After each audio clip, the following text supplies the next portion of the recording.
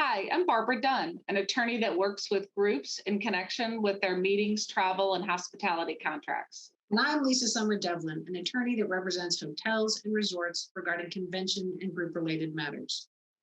And together, we're Legalese with the Ladies, powered by HopSkip.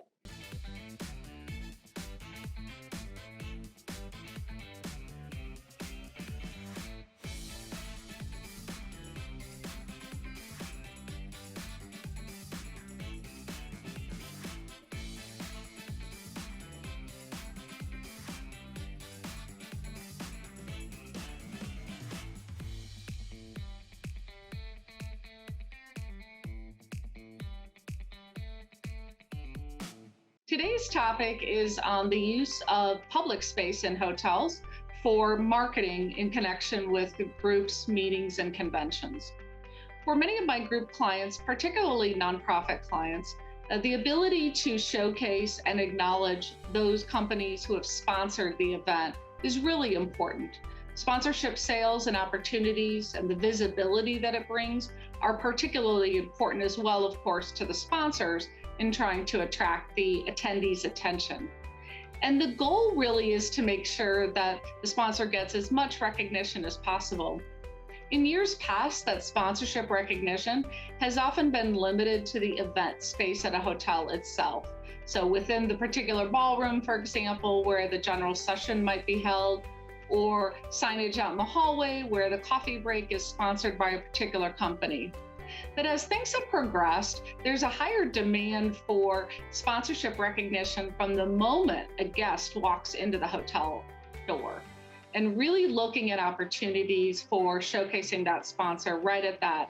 And you've seen with the advent of technology, the use of gobos, the use of vinyl clings, that you can pretty much put anything anywhere in a hotel. And so often groups are eager to sell, if you will, those sponsorship opportunities, that space, to organizations in order to showcase their visibility. But it raises an issue for the hotel, and that is whether the group can, in fact, sell that space, can use that space to allow a sponsor to display that recognition. So a couple of key components here. First, you've got to make it clear from the outset, if having that recognition ability is important to your group, get permission before you start to sell it, because you never want to go back to somebody you sold something to and say, I can't provide it. So that's obviously first and foremost. Second is it should be the case that the group and the sponsor can use that space without charging a fee.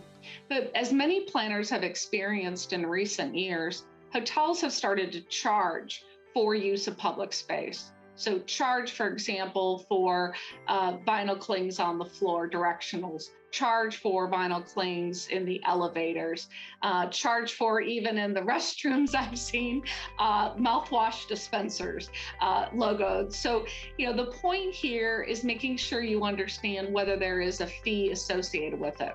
Ideally, that fee should be waived for the group. There may, however, be fees associated with labor.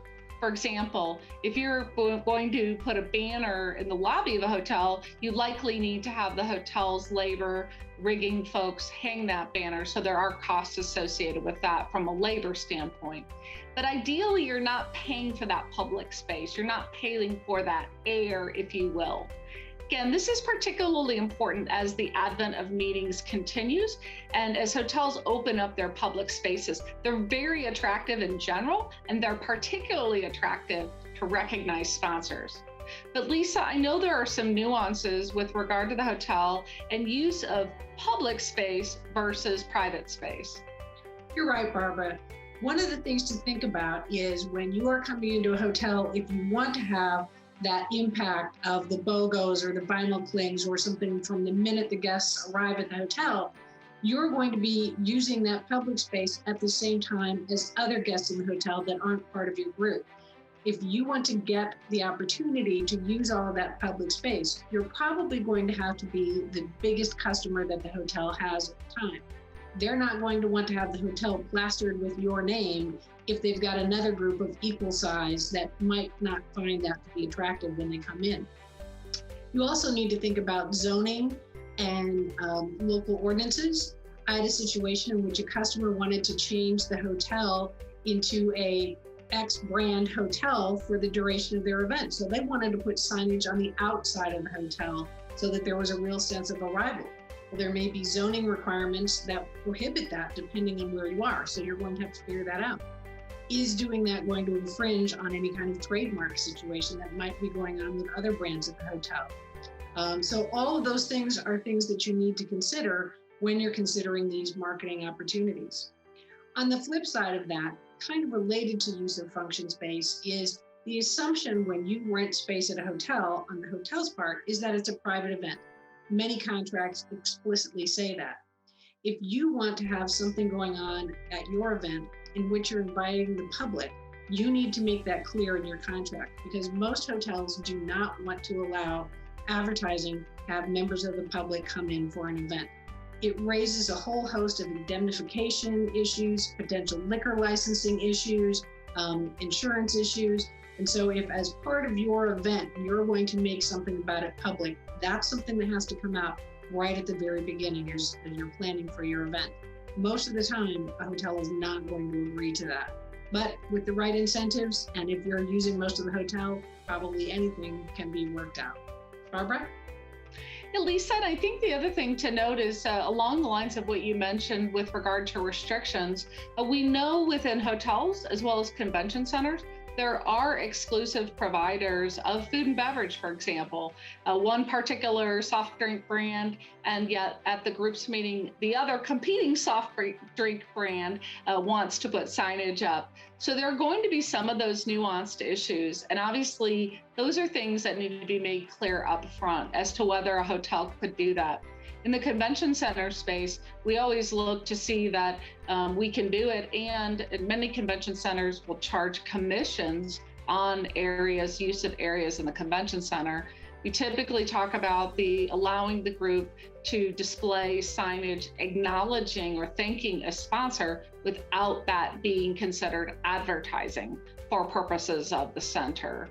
So those nuances within a hotel, I think being sensitive to that, being sensitive to promotion of certain products as well, I think is also important.